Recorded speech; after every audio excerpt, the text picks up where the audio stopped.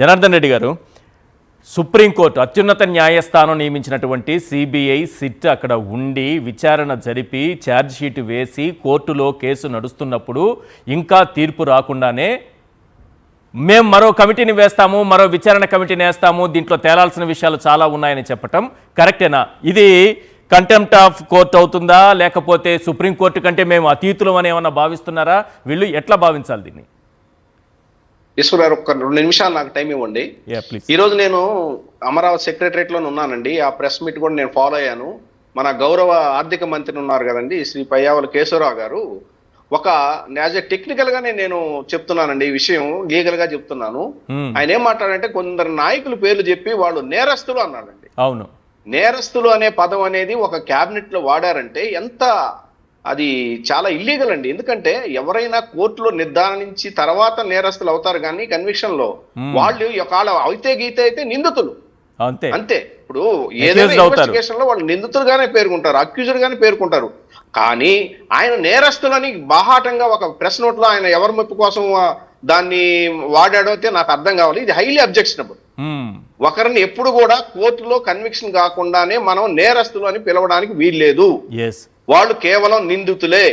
ఆ గీత దాటి ఇదే కేబినెట్ మీటింగ్ లో 29వ తారీఖు జనవరి నాడు వీళ్ళు ఒక మీటింగ్ పెట్టి ఆ ఛార్జ్ షీట్ బయట పెట్టారు. 219 పేజీల ఛార్జ్ షీట్. అవును, అర్థమైందండి. మళ్ళీ ఈ రోజు మీటింగ్ పెట్టి వెంటనే మళ్ళీ ఈ రోజు మీటింగ్ పెట్టి మొత్తం కూడా ఈ లడ్డూ వివాదం దీని మీదనే వీళ్ళు ఇవాళ కేబినెట్ మీటింగ్ లో చేసి ఒక ప్రెస్ మీట్ లో వచ్చి అదే పక్కన ఉన్నటువంటి పార్సాద్ గారు, ఆయన టీటీడీ బోర్డు మెంబర్, అప్పుడు ఆయన చేత మాట్లాడించకుండా ఈ ఫైనాన్స్ మినిస్టర్ ఈ రోజు బ్రీఫ్ చేశాడు కేబినెట్ లో ఏం జరిగిందని.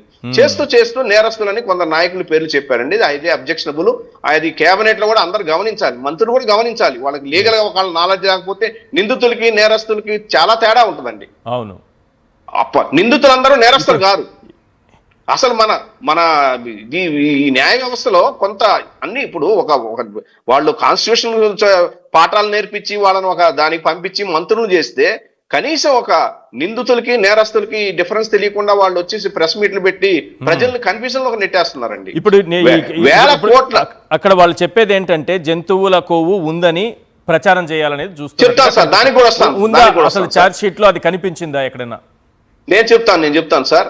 ఈ జంతువుల కొవ్వు ఎనిమల్ ఫ్యాట్స్ గురించి 319 పేజీలు ఏదైతే ప్రస్తుతానికి బయటకు వచ్చిందో, ఇంకా చాలా పేజీలు ఉన్నాయండి, అవి ఏమీ రాలేదు. 219 పేజీలు మాత్రమే ఇవి వెలుగు చూసినాయి. అది కూడా వాళ్ళ పుణ్యాన్ని బయటకు వచ్చింది.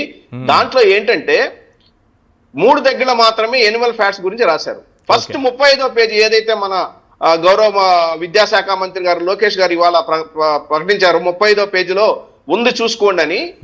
అది ఏంటంటే 35వ పేజీలో brief facts of the case రాసుకుంటూ సిట్ లో కరెక్ట్ ఏదైతే ఎన్డీడీబీ ఏదైతే గుజరాత్ నుంచి ఎన్డీడీబీ టెస్టింగ్ ల్యాబ్ నుంచి వచ్చిన రిపోర్ట్ లో ఉన్న ఈ 4 ట్యాంకర్లో ఈ అనిమల్ అడల్టరేషన్ ఉందని చెప్పి ఒక ముఖ్యమంత్రి గారు వాళ్ళ ప్రభుత్వంలో వచ్చినాక పంపించినటువంటి గౌరవ ముఖ్యమంత్రి గారు ఇచ్చినటువంటి ప్రెస్ స్టేట్మెంట్ లో ఉన్నటువంటి విషయాన్ని చర్చిస్తూ ఫైనల్ రిపోర్ట్ 209 and 210 పేజీలో రాశారండి.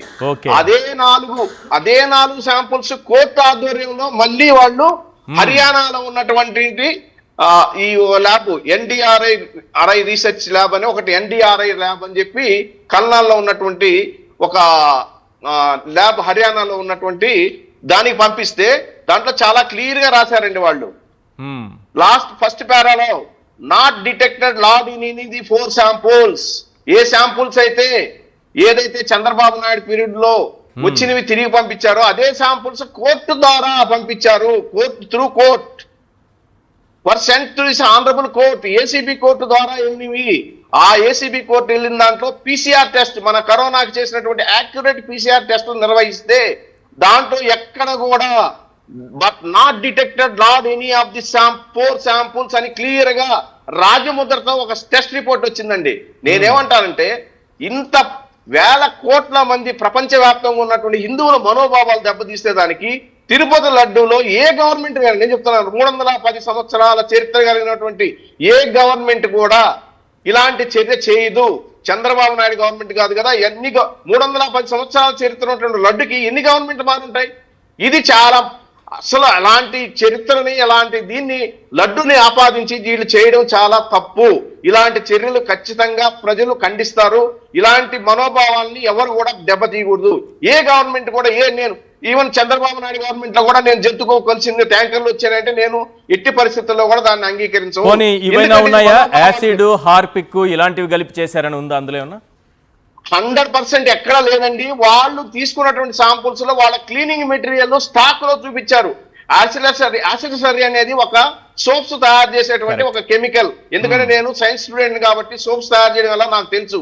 ఆ యాసిడ్ స్లరీ అనేది సోప్స్ తయారు చేసేదానికి క్లీనింగ్ వాడతారు. డైరీల్లో క్లీనింగ్ వాడతారు. అది స్టాక్ ఉందని రాశారు అంతే. అదే అంటే భోలే బాబా దగ్గర స్టాక్ ఉందని రాశారే గానీ దాన్ని నెయ్యికి వాడారని గానీ ఆ నెయ్యిని తీసుకొచ్చి లడ్డులకు వాడారని రాయలేదు.